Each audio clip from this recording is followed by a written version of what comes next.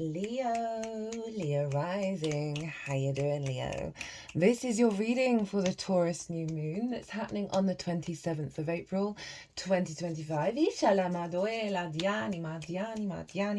My name's Chloe. I work with card divination, astrology, and as you just heard, and as you can see, I channel multi-dimensional energies through my body, both in the form of physical and vocal light language.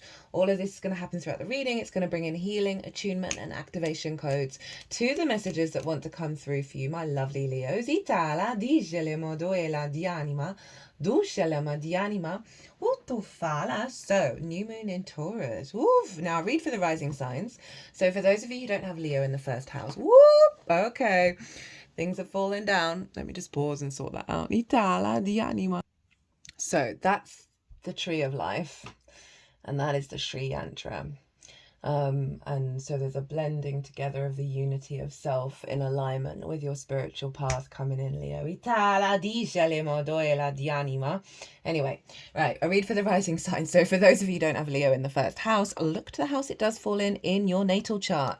Look to the themes of that house, and you want to apply those themes along with all the other meaning you've got going on in the sign of Leo to the messages that come through, because it will be as if that Leo energy, wherever it falls in your natal chart, has now energetically moved to the first house. So when I talk about the astrology for the rising sign, it will always still link in. You've just got to add on your own natal chart meaning on top of it, right? Say you've got a Leo over in the 8th house with your Sun and Venus. So you'd apply the themes of the 8th as well as the meaning of the Sun and Venus to the messages that come through. As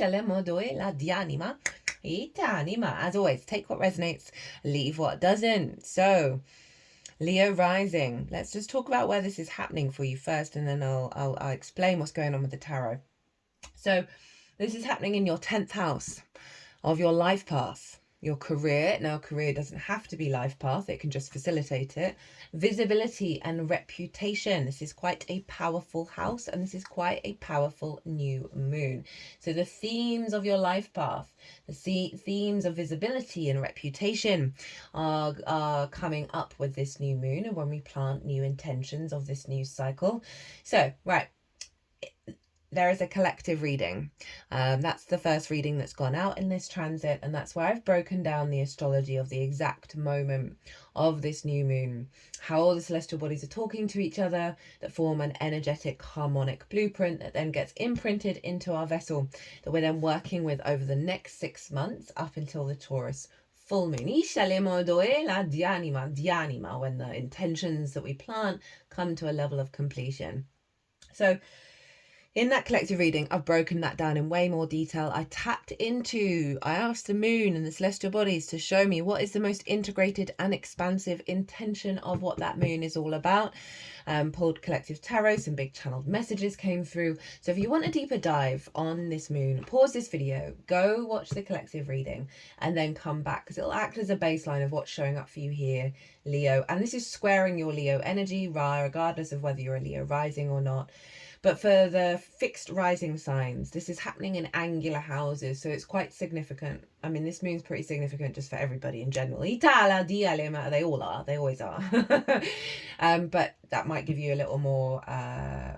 follow your intuition whether you need to watch that collective reading. Anyway, well, the main message that came through in that collective reading is what I'm going to focus on here in this reading for you. This is activating a blueprint, a new blueprint in our physical vessel. Taurus is our first contact with Earth in the zodiac. It is our physical connection to our incarnation and how we manifest from a place of love and creativity and feeling good in the world, because Taurus is ruled by Venus. So collectively, we're getting this really powerful blueprint to manifest and operate from a place of abundance. Given all the work that we've done, like, we're not even midway through the year, but all the very hardcore work that's been going on this year.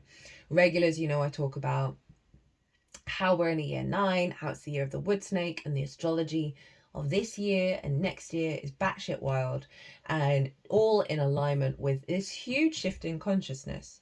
And because of this huge shift in consciousness, so much old junk is coming to the surface because we're recalibrating to this new frequency, and this new moon in Taurus is playing a very pivotal role in it, bringing in an energetic blueprint to our physical vessel, so our body, our vessel, can shift and change into alignment. So we're going to be pulling a card on what's the blueprint, right? What's coming through in this new moon, so then you know how to work with it, right? Then you have an understanding of what the intention here is for you, Leo. And the other card we're going to pull, we're only doing 2 cards and 1 card at the bottom of the deck, because this week for me is frenetic. There's so much going on, and I really want to get these videos out, as many as I can, before the new moon itself. So we're keeping it short and simple. And we're going to get a card on how to amplify that blueprint, how to really work with it, how to focus our energy. And we'll get the card at the bottom of the deck, which is the root energy for the intention, as well as we're working with 2 oracle decks in this transit, so we'll get some at the end of that. So Leo, big new moon in your life path, your career, your visibility, your reputation. Upgrade, new blueprint around the path, around your connection, how you feel about that path, how your physical senses are picking up signs and synchronicities and clues and hints from the universe that you're going to be more in attune with, of understanding what steps you need to take in the moment and not worrying about the future. Now the reason why this is such a powerful moon is because Ace of Swords wanted to pop out for a second, bringing in divine inspiration. The reason why this is such a powerful moon is because Mars is in your sign, Leo, squaring this moon, right? Pluto's in Aquarius, squaring this moon, opposing Mars, and Lilith is over in Scorpio, squaring Mars, squaring Pluto, and opposing this moon. All the fixed signs are being activated at the early degrees of fixed energy. Now, fixed energy, very stubborn. I say that as most of my chart is fixed. But once it gets going, it keeps on going. So what's happening with this moon is clearing out some really stubborn blocks of us trusting in the abundant nature of the universe, right? Trusting in divine love, trusting in miracles. We're clearing those blocks out, the stubbornness that we're holding on to those paradigms, and then we're going to be activating a frequency that fixed energy over the next 6 months is just going to fucking roll with it. Because we've got now what's called a grand fixed cross. Now with any grand cross, i.e. where all of one modality are being activated, it can feel like we're being pulled in lots of different directions. Now this is happening in your first house, where Mars is your embodiment of self. Lilith, who represents autonomy and the activation of the Kundalini energy from a really powerful place, desiring respect, honor, and dignity. And if she's not getting it, she's off on her own adventure. Very independent. Mars, your motivation, your drive, your action, really independent, all linked around power, your internal power. Pluto I didn't finish where Lilith is in your 4th house of your roots and your foundations, right? Your ancestors, both blood and soul lineage, the roof over your head. Your ancestors, both blood and soul lineage, parental figures, sorry if I already said that, your private life, right? It's your root system, whereas the 10th house is the top of the tree, right? I always imagine a tree in the natal chart. The top of that tree, those leaves are striving towards the sun, because the 10th house is where the sun was at the peak of its arc on the day that you were born, right? So it's very sun vibes, right? Where you're headed to, what you're expanding into.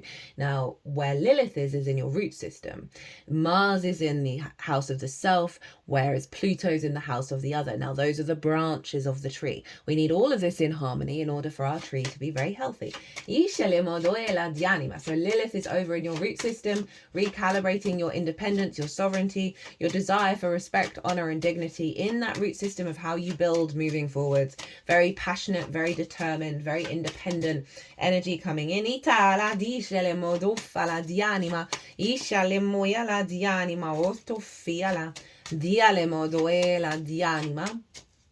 And Pluto is over in your house of the other, where the moon is right now. It's in the sign of Aquarius. And this is one-on-one important relationships in your life. Be that a business partner, a client, a therapist, a friend, a lover, a source, right? It's those relationships that you commit to that are really important to you, that have intimacy. Itala dice le moduela di anima, dufala di anima, o toela di shenima, diala moduela di anima, o toela. Dici, you got a bonus card. Isce le moiciani moduela di anima. Where was I? Yeah, so Pluto, again, power, right? Your rooted power, your magnetism, Mars, that get up and go, that drive in the house of the self, hyper independent when it's in the first house. It's really weird. I've been getting a lot of cards and I've genuinely felt, and doesn't always happen. I'm like, no, this isn't the right one. This doesn't feel like the right one. This feels like it feels like you're going to have more clarity of understanding what's the right thing for you. And so often, for example, all these cards coming out, right? We're supposed to go, oh, this is the one, right? So often the universe will give us this kind of experience in order for us to really trust our instincts of being like, no, that doesn't feel right. And so being able to like really hone in that clarity of your own intention. Remember that Ace of Swords came out right at the beginning that didn't feel like the main blueprint. And now this deck's doing it as well. So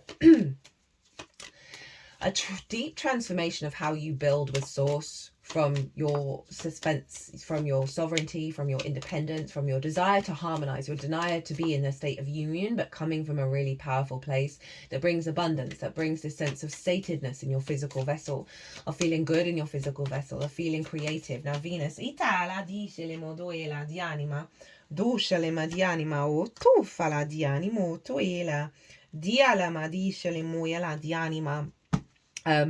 Venus rules all of this, right? Venus is ruling that moon, and Venus is over in Pisces, which is the 8th house for you, which is relationship dynamics. It's reciprocity between you and anything other than yourself, the give and exchange of time, money, energy, intimacy, ideas. Whoa, okay, you got a bonus card. And she's there with Saturn, right? So it's relationship dynamics, it's resources, it's sense of scarcity, fear mindset, reciprocity, all of that stuff. Very transformative energy. Now Venus is there with Saturn, the North Node, and Ceres, who represents abundance. Saturn is helping Venus and the North Node. Well, Venus is helping Saturn and the North Node and Ceres to get in alignment with abundance, with divine love, with universal love, with miracles, with synchronicities. And Saturn's helping build that. Saturn is about foundations and building from the foundations, because it tends to knock out all the foundations that do not serve you for the next 30 years, which is why it can be difficult. But Saturn and Venus is building from a very creative, harmonious, universal love space when it comes to your relationship dynamics, when it comes to reciprocity, right? And how that comes towards you and how you give it. And this is affecting your path, your life path, right? So moving away from scarcity, moving away from separation, moving away from abandonment, moving away from fear. When it comes to that path, when it comes to that awareness of visibility as well, there may have been some blocks around how you're being visible from the outside world with the 8th, but this is all pushing you into new territory, right, of standing in your power and standing in your alignment. Both Venus and the moon are in their exalted signs. The moon is exalted in Taurus, Venus is exalted in Pisces, and Venus is exalted, Venus in her exaltation is ruling the moon in her exaltation. So there's a real beautiful yin unfoldment happening here of deep nurturing and abundance and love. This is the new blueprint, right? This is the power behind it, and we're building with that. It's such a fundamental rooted power way that's in alignment with our sovereignty and our capacity to connect from that place of sovereignty, right? So the self, home, other, life path, these are all coming into an alignment, right, of you building the next phase of your path, your understanding of where you're headed and what you're striving for. Right, Leo, what's going on? What is the most integrated and expansive intention of what this blueprint is bringing in, right? What this new moon is bringing in for you. Itala di anima, 2 of Cups. For me, even though this is Venus in Cancer traditionally, this is my Lilith card, right? You see, these are equal, eye to eye. They respect and honor each other. They're both open to give and receive. They're doing deep healing work. It's the integration of the feminine, masculine, and spirit, right? Coming into a state of union from a place of respect. And this is you in alignment with your path. This is the new blueprint of reciprocity, of connection, of harmony, of love, of imagination, right? Of the flow state. Your alignment of self that's leading to an alignment with you and the outside world from a deep place of love and connection. Whatever that path is, right? There is reciprocity coming in. And that's Venus. Over in the sign of Pisces. Now, for some of you, this is going to be about a romantic relationship, right? Coming into a state of power that's in a divine alignment with your path. This is also your relationship with Source, with the other, that is clearing out.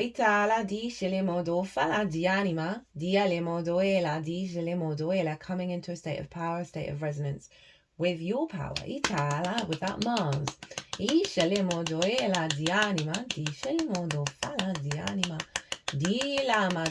Right, how to work with this energy. Now you've got a bonus card. We got the 5 of Swords in reverse with the 4 of Swords. So how to amplify this 2 of Cups? Release the conflict, release the frustration. And interesting, it was 1555 as I said that. 5, this is a 5 linked into conflict. Release the victim, right? Say your path hasn't unfolded in the way that you would like it. You're not as visible. You're not as seen. You're not as understood. You're not as connected. Let go of it. Let go of the desire to strive and beat everybody else. Let go of that conflict. That conflict in the mind that leads to scarcity and fear. They're really, really saying let go of it and contemplate something else with this 4 of Swords. The 4 of Swords knows it's in a space where it's being held by something bigger than itself. It's in a church, right? And it is contemplating and connecting back to the Ace of Swords, which was the first card that kind of popped out. These 3 of Swords that this figure has won, right? That heartbreak, that grief, that distortion, they're no longer in the heart. They want you to contemplate the release of this cycle and of the 3 of Swords as well. Itala di anima. Be in a state of stillness, meditation and prayer, and come back into yourself and know that you are held and know that the truth will unfold. Itala di shelimadoela. And the union is guaranteed. Itala di shelimadoela di anima. So at the bottom of the deck, as the root energy, what do we have? Itala di shelimadoela di anima. We got the King of Pentacles, boss earth energy building. Love the King. Love it being at the root of this 2 of Cups, right? So it's really connecting to the manifestation of abundance, the manifestation of the path, the confidence, the sovereignty, the maturity within you in order to create. Now, King of Pentacles has the golden scepter. The only other card and only other individual in the deck that has it is the Empress, which is Venus. So you are really recalibrating your inner abundance and your potentiality of creating and building in the world from a place of abundance. That is big boss energy, Leo. We just got to let go of the expectation of the old cycles.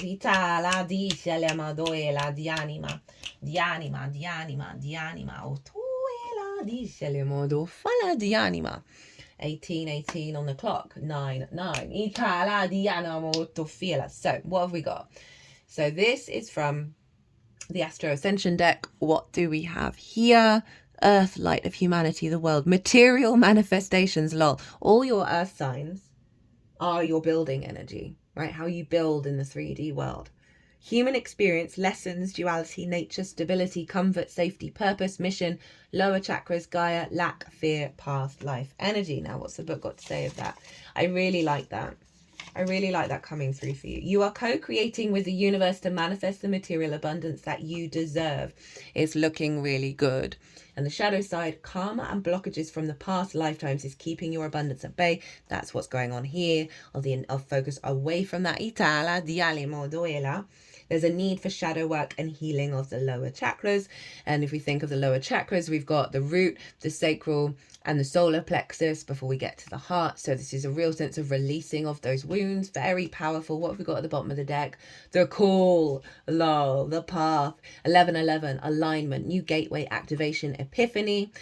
divine timing, rapid manifestation, spiritual awakening, twin flame union. Twin flame union with self. Now, I don't want you to go meerkatting and be constantly on the lookout for the union externally. This is about the integration of your own self that will lead to union and connection with the external. Where are we? So the call, I just feel called to read this. Oh, you're following your higher calling and you are in the divine alignment with what's meant to be. Exciting times are coming ahead.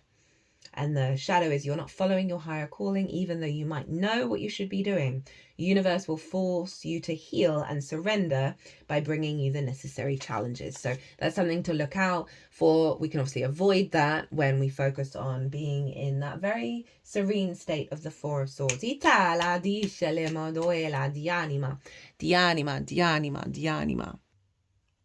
Right, so let's see what these cards are. Okay. Let's get the deck out. The book out. Yeah, there's some cool stuff going on with Uranus and Venus. Check out the collective reading on that, which is really doubling down on the significance of this new moon. So we have your first of two, hope and love and acceptance. Love is yours. Recognize your divine worth. Choosing loving thoughts. Now that is summed up both that Two of Cups and the loving thoughts that they're calling you to focus on here, rather than being in the mind space that's distorting. Hope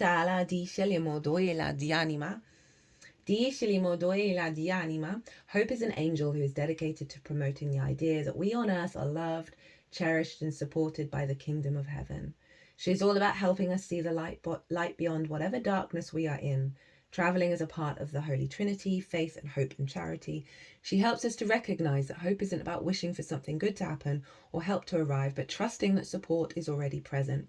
Hope is the twin flame of Archangel Gabriel. She has a gentle presence, but she is absolutely glorious. She sings sweet harmonies to us, and these songs are waves of love, washing away anything that stands between us and self-love and acceptance. Angels are gathering around you in celebration that you are finally willing to see how loving and lovable you are.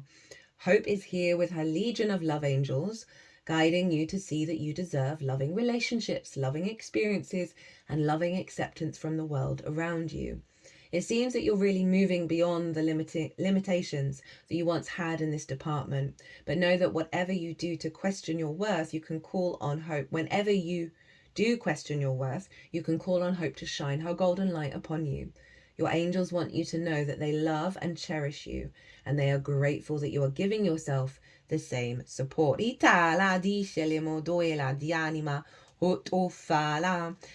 the other card that you got, which I was kind of like, whoa, because I don't think I've ever got this card from this deck before. Horus, Cosmic Gateway.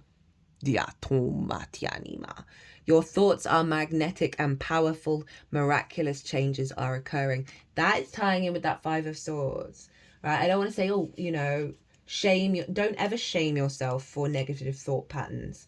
It's simply these cards are saying, look, when it does happen, redirect that energy, because you are creating your own reality right here, right now.